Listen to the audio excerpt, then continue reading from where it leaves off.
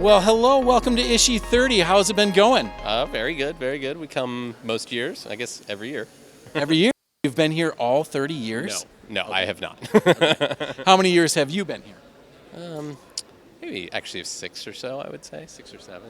Excellent. And what did you bring here with you today? This is our PDQX instrument, does DNA extraction, 24 samples at a time.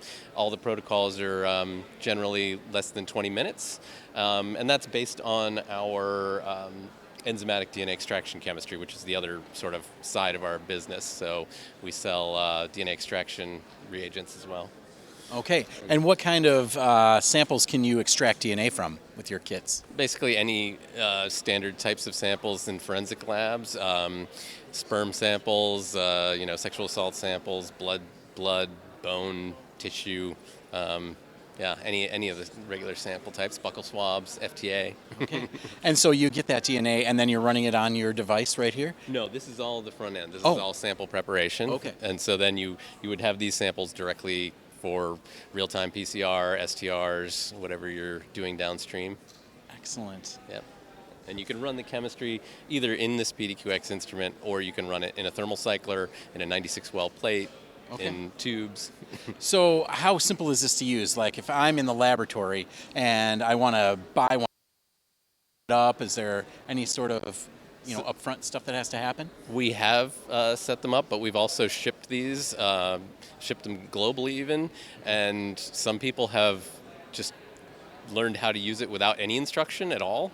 Some people we have done sort of a video conferencing demonstration of it, but yeah, it is easy enough to use. We've had a number of customers who've purchased it, taken it out in the field.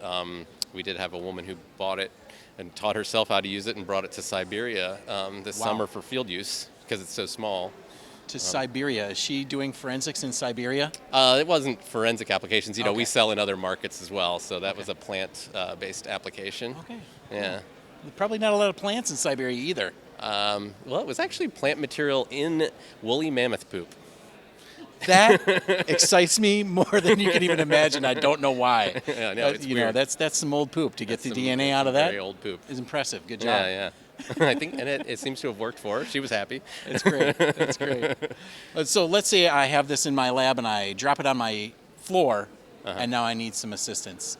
What kind of support do you guys have?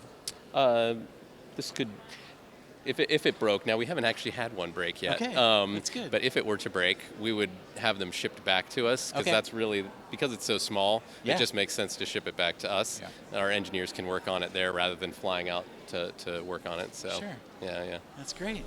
All right. Well, thank you very much. It was very nice to meet you, and hopefully we'll see you at ISHI 31. Oh yeah. All right. Thanks a lot.